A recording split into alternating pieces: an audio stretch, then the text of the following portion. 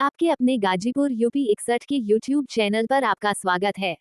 अगर आपने अभी तक चैनल सब्सक्राइब नहीं किया है तो अभी सब्सक्राइब करें।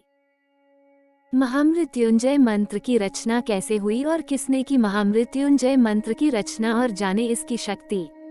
शिवजी के अनन्य भक्त मृकंड ऋषि संतानहीन होने के कारण दुखी थे।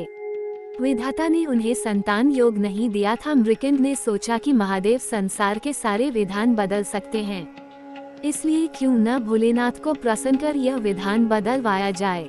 मृकंड ने घोर तप किया। भोलेनाथ मृकंड के तप का कारण जानते थे, इसलिए उन्होंने शीघ्र दर्शन न दिया। लेकिन भक्त की भक्ति के आगे भोले झुकी जाते हैं। महादेव प्रसन्न हुए। उन्होंने ऋषि को कहा कि मैं विधान को बदलकर तुम्हें पुत्र का वरदान दे रहा हूँ, लेकिन इस वरदान के साथ हर्ष के साथ विषाद भी होगा। भोलेनाथ के वरदान से मृकंड को पुत्र हुआ, जिसका नाम मार्कंडेय पड़ा। ज्योतिषियों ने मृकंड को बताया कि यह विलक्षण बालक अल्पायु है, इसकी उम्र केवल 12 वर्ष है। ऋषि का हर्ष विषाद में बदल गया। मृकंड ने अपनी पत्नी को आश्वस्त किया, जिस ईश्वर की कृपा से संतान हुई है वही भोले इसकी रक्षा करेंगे।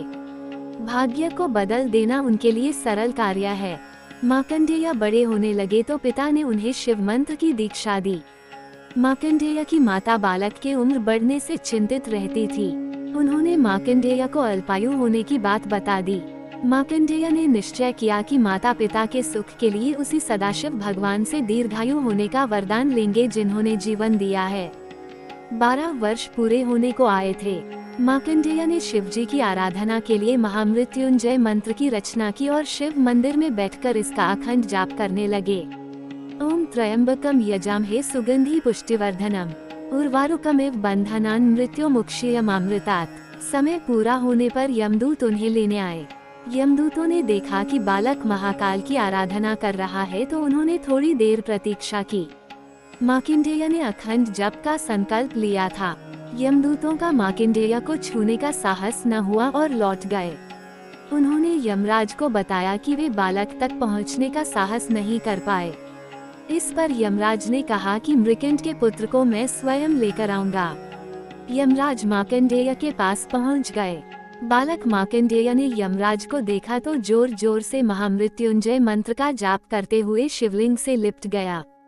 यमराज ने बालक को शिवलिंग से खींचकर ले जाने की चेष्टा की, तभी जोरदार हुंकार से मंदिर कांपने लगा। एक प्रचंड प्रकाश से यमराज की आंखें चुंधिया गईं। शिवलिंग से स्वयं महाकाल प्रकट हो गए। उन्होंने हाथों में त्रिशूल लेकर यमराज को सावधान किया और पूछा, तुमने मेरी साधना में लीन भक्त को खींचने का साहस कैसे किया। यमराज महाकाल के प्रचंड रूप से कांपने लगे। उन्होंने कहा, प्रभु मैं आपका सेवक हूँ। अपने ही जीवों से प्राण हरने का निष्ठुर कार्य मुझे सौंपा है। भगवान चंद्रशेखर का क्रोध कुछ शांत हुआ तो बोले, मैं अपने भक्त की स्तुति से प्रसन्न हूँ और मैंने इसे दीर्घायु होने का वरदान दिया है। तुम इसे नहीं ले जा सकते। यम ने कहा, प्रभु आपकी आज्ञा सर्वोपरि है। मैं आपके भक्त मार्कंडेय द्वारा रचित महामृत्युंजय का पाठ करने वाले को त्रास नहीं दूंगा। महाकाल की कृपा से मार्कंडेय दीर्घायु हो गए। उनके द्वारा रचित महामृत्युंजय मंत्र काल को भी परास्त करता है। जय श्री मार्कंडेय महादेव।